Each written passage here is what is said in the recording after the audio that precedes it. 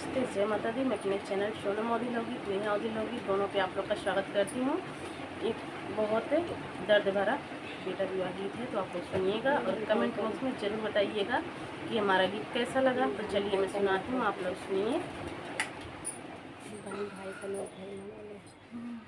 घोड़ेवा चढ़ल भैया हो कवन रामा, भैया हो कवन रामाय, बहिनी देवड़िया के ठाड़ रे लालनवा, रे बहिनी देवड़िया के ठाड़ रे लालनवा।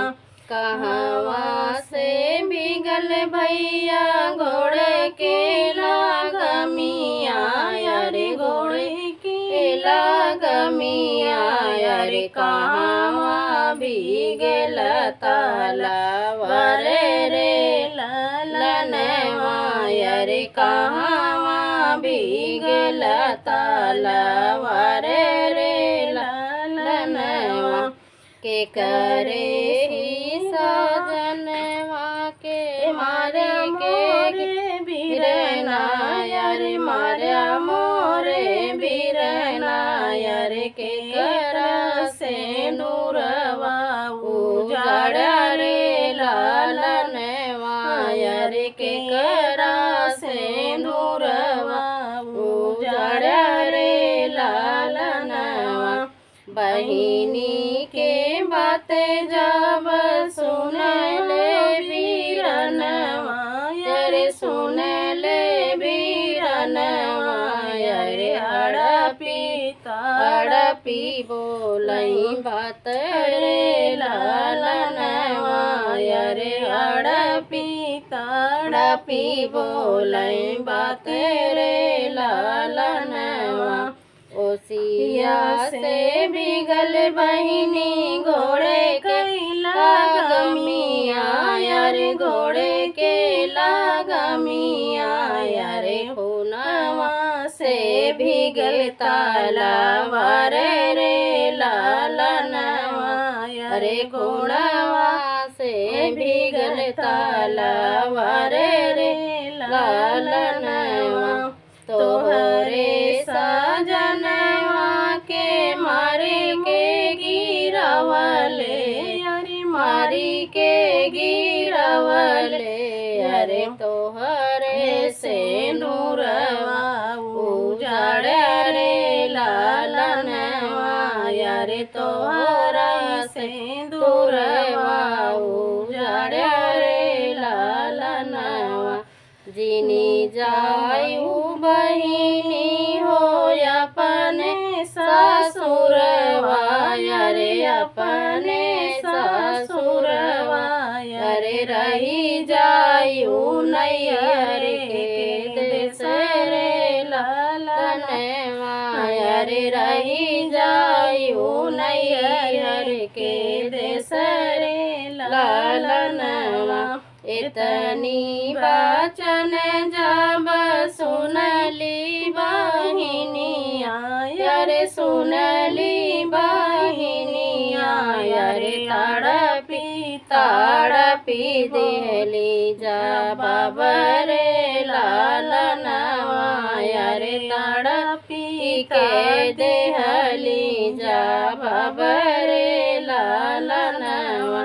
बजर पड़ई भैया हो तोहरे लालनवा, रे तोहरे लालनवा, रे बजर पड़ई तोहरा के देश रे लालनवा, रे बजर पड़ई तोहरा के देश रे लालनवा। तोहरी दाना भैया सवतिनी बोलई, अरे सवतिनी बोलई, अरे बतिया सहल नाही जाई रे लालनवा, रे बतिया सहल नाही जाई रे लालनवा। अरे नहीं रहबई तोहरा के देश रे लालनवा, अरे नहीं रहबई तोहरा के देश रे लालनवा। ससुरे के बातें माई कही सुनी ले भैया रे, कही सुनी ले भैया रे, नैया रे के बात ना सहाई रे लालनवा, अरे नैहरे के बात ना सहाई रे लालनवा। देवरा के अपने हम लड़िका खेलऊ भैया रे, लड़िका खेलऊ भैया रे, कइले भैया अपना गुजारा रे लालनवा, अरे कइले भैया अपना गुजारा रे लालनवा।